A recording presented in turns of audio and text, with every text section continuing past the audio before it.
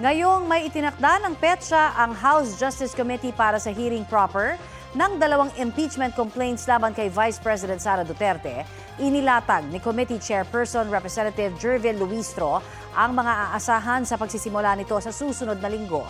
March 25 ang unang araw ng hearing proper. Yan ay kahit naka-recess ang Kongreso.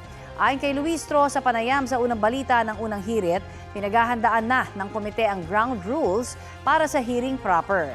Magkakaroon daw ng presentasyon ng mga ebidensya at testigo roon, pero paglilinaw niya, hindi pa ito ang mismong impeachment trial.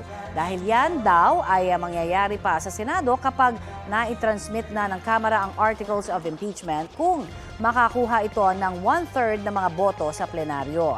Tatalakayin din daw sa pagdinig ng komite ang mga mosyon na inihain ng ilang miyembro tulad ng pagsupina sa ilang finance documents ng bise, paglipat sa kustodiya ng nagpakilalang dating aide ni Duterte na si Ramil Madriaga, pati ang motion to reject entry of appearance ng ilang abogado ng bise dahil sa umano'y conflict of interest. Kahapon, nagpadala na ng imbitasyon ang komite para sa pagdalo sa pagdinig ni VP Duterte.